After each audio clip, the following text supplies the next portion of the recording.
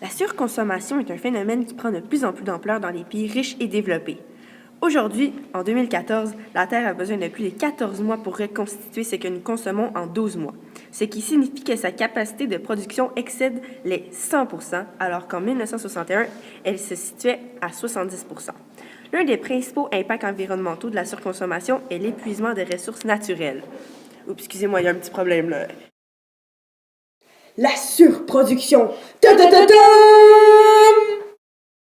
La surproduction désigne généralement une production dépassant la demande des consommateurs, en particulier dans les secteurs où l'élasticité de la demande trop faible ne permet pas une augmentation rapide de la consommation.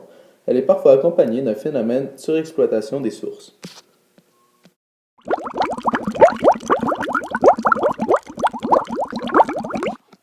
Près de 50% de la production alimentaire mondiale est perdue, gaspillée ou jetée, à cause de la gestion médiocre de la chaîne alimentaire.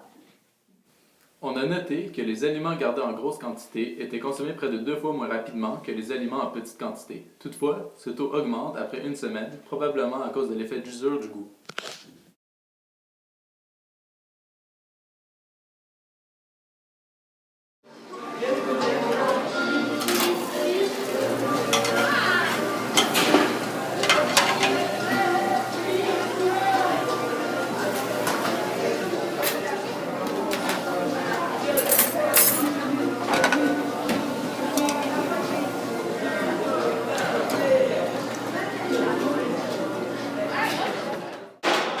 Bonjour Suzanne, nous allons vous poser quelques questions sur la surconsommation, car nous croyons que vous êtes bien placée pour nous répondre. Donc, vous travaillez ici dans cette cafétéria depuis combien de temps? Ça fait 34 ans. Je suis rentrée en février 1980. Est-ce qu'il y a beaucoup de gaspillage ici? Énormément. Puis, est-ce qu'avec le temps, d'année en année, est-ce que vous voyez que ça rempire? Oui, ça remplit. Puis, est-ce que vous avez des idées, des solutions pour que ce phénomène, ça soit moins pire? Ben, point de vue nourriture, c'est le jeune, quand il passe avec son cabaret, il devait prendre ce qu'il a faim pour manger. S'il n'a pas faim, il devrait le dire, ben, je préfère ne pas en prendre. Parce que s'il prend, il prend et il ne mange pas, mais de toute façon, c'est aux poubelles que ça va. Parce que ça, c'est un gros gaspillage. Il y a aussi du fait des ustensiles. C'est comme beaucoup, là, c'est minimum 15 ustensiles à la poubelle par jour. Au bout du compte, juste au bout d'une semaine, c'est beaucoup de sous. Puis, de ce côté, en gaspille, c'est pas écologique. Puis dans le fond, c'est tout le monde qui paye parce que chaque ustensile qui est jeté au bout du compte, c'est de l'argent. Puis cet argent-là, on ne peut pas l'investir ailleurs sur des choses que les jeunes aimeraient plus. C'est une roue qui tourne. Si chacun faisait attention, ben, au bout du compte, tout le monde en serait gagnant. Je suis bien d'accord. Puis, qu'est-ce que vous pensez du fait qu'on surconsomme comme ça? Ben, je trouve qu'il y a des gens qui en profitent pas, justement, qui réalisent pas non plus la chance qu'ils ont.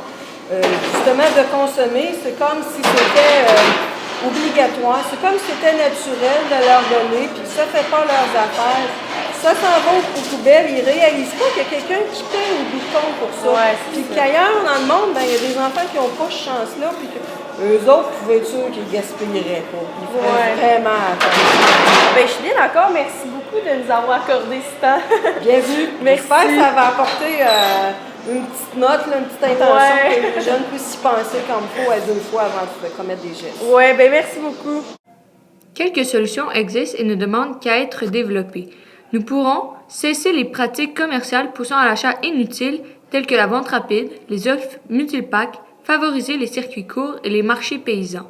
Veiller à une meilleure conservation des aliments, proposer les aliments en vrac ou à les découpe plutôt qu'en quantité préemballée.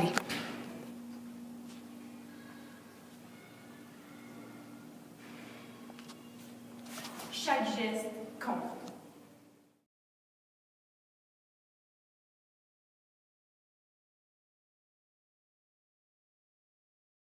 Si vous voulez voir un changement dans ce monde, soyez ce changement.